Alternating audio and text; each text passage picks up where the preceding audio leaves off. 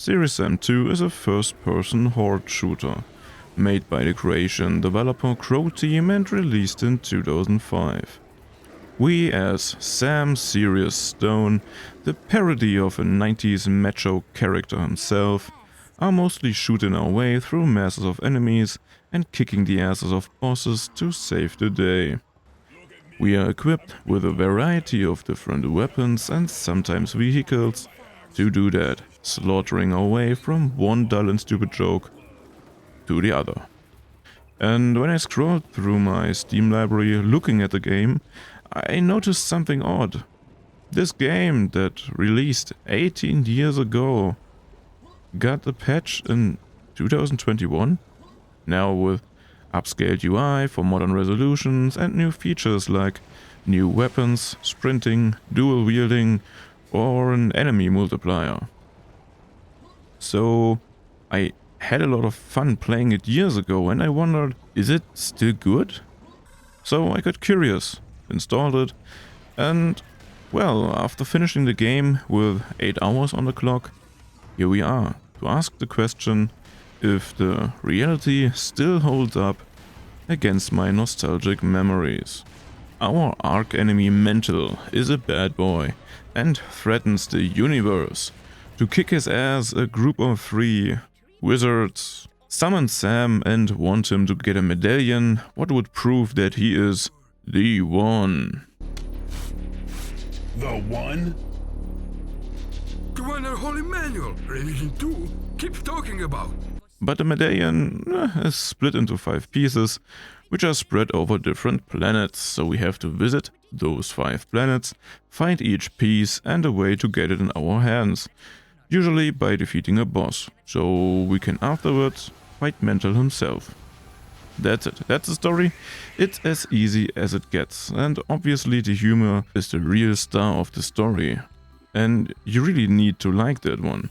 The jokes are stupid, dull, and don't give a shit about modern Twitter sensibilities. If you're fine with that and regular facepalming, it's a very fun experience. Ha-ha! A fountain of wishes. Now where did I put those coins? Ah, here's one.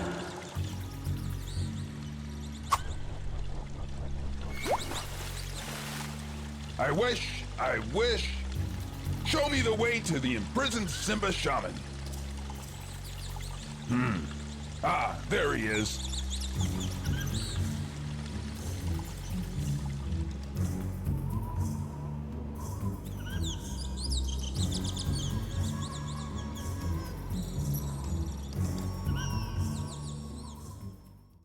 Series M2 looks pretty good. The cartoony art style did a lot for the game's visual longevity, is even today mostly very appealing, and it fits perfectly to the absurd premise and humor of the game. That also makes the similarly absurd enemy and level designs work great in the mix. May it be orcs with laser cannons, robo T-Rex with rocket launchers, or suicidal clowns on unicycles with bombs in their hands. And half of them are enormous in size. Likewise the weapons Sam is handling. Everything feels like a fun, bright and colorful parody of something, and together with the very unrealistic but juicy sounds of our weapons, turning our foes into clouds of gore, makes the audio-visual experience of the game a real pleasure, despite its age. And all of that goes hand in hand with a soundtrack that encapsulates each level with a mix of calm environmental music, some rock, and a few more goofy soundtracks. Overall, that really surprised me. And then there are the cutscenes. By far the goofiest part of the game, but sadly they didn't get the upscaling treatment like the UI, having them pixelated and with big black borders, and also the synchronization is, well, not that great. Off-sync speaking, voices sound like being recorded in different environments, and emotions in the voices are often as dull as the facial expressions of the characters. It does indeed kind of fit the overall vibe of the game and even has some retro charm, and therefore can be tolerated, but that part of the game just doesn't hold up today. The gameplay, on the other hand, is fast-paced and relatively straightforward, blasting through big wind-up plush rhinos with shotguns, terminating robo-spiders with a plasma gun, changing kung fu wizards into Swiss cheese with some Uzis, or making orc football players explode with cannonballs. We are mostly moving through the levels from one area to the other and shoot at everything that wants to make our day worse. And for that we got an arsenal of weapons that is surprisingly different in how it feels and plays. And therefore we always have to decide in which situations we are going to use which weapon. Together with limited life and shield bars that only fill up again by walking over pickups, it makes the game more complex than it might look like. Have an eye on your ammunition, health and shields and decide which way is the most efficient one to blow some heads off without risking too much. So it's a mix of action-packed shooting with resource management. And some later levels add gimmicks like time limitations or a cold mechanic where we need to heat ourselves up from time to time to not freeze and, well, die. Speaking of which, the levels are mostly really nice. And every one of the 5 planets has a specific theme to it, ranging from ancient jungle culture over Honey, I Shrunk the Kids to cliché China and fantasy worlds. And then the developers also sprinkled some secrets and riddles into the levels that may or may not motivate you to explore and search for them, sometimes resulting in, let's say, interesting situations. And then there are the boss fights. Every single one of them has a special mechanic you need to play around, usually involving to, well, shoot or destroy something. Overall it's nothing special, but they change up the gameplay nicely whenever they happen.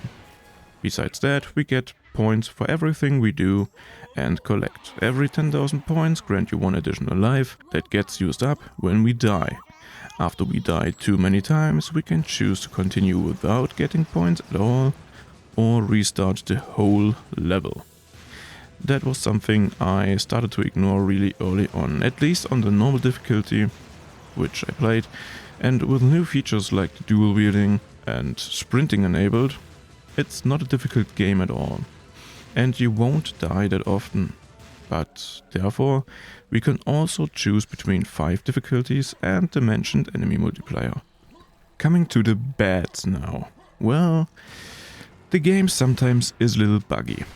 Usually it's just an enemy stuck in a corner, but sometimes you can't proceed because one wave of enemies didn't spawn, so you have to walk back in the level to trigger it, and that's a problem of the sprinting features. You can get into a part of the level where you're not supposed to be, making it impossible to trigger a necessary event or wave of enemies, leaving you stuck where you are. So you have to die once to get things in order again. Both of these happened to me exactly once in these 8 hours, so they are not frequent and actually easy to avoid if you know that they exist. What you can't avoid are slippery moving platforms. Sometimes when you need to stand on something that moves, Sam's movement gets very laggy and slippery, making you fall off of it. And I would guess that this might be a problem with higher FPS of modern systems and the physics of the game. The solution of that is to crouch and move as little as possible. That's not great, but it kinda worked. And then the game has a co-op mode that I didn't really like, because when playing with a friend in this mode, all cutscenes are straight up getting skipped, basically leaving out the small humoristic rewards of finishing every single level. And that's, in my opinion, a very significant part of the game. As I said, I finished the game after about 8 hours, and it did a good job of keeping me entertained up until the end. Literally until the end. Because the very last level was by far the most unnecessary, stretched and boring level the game had.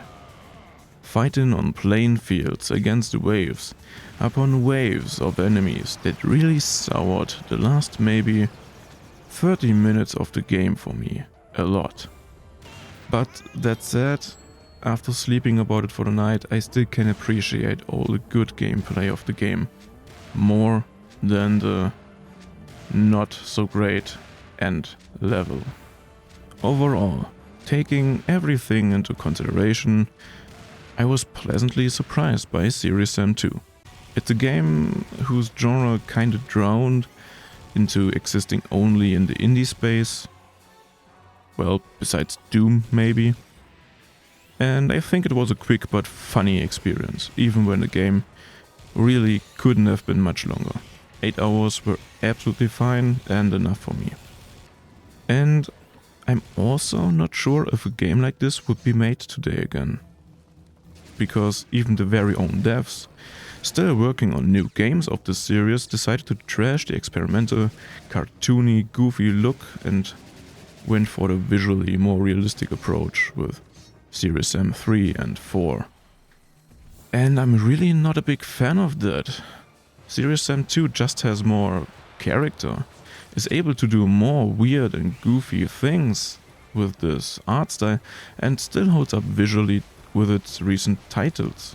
Well, if you're not expecting high resolution textures, of course. But the good side is, it has so low system requirements that even your grandma's toaster could run this thing. It's more a 3 out of 5 game today, to be honest. But it's worth a try. Get it in a sale for $1 or $2 and you can play through it easily within one weekend. Overall, I would recommend it, because it's indeed still good. That's it, that was my review of Serious Sam 2 in 2023. My name is TechTrack, but just call me Techie. I hope you enjoyed the video, and if you did, don't forget to hit the like, subscribe, and maybe pay me a visit over at my streaming channel, Techie's Tavern. See ya.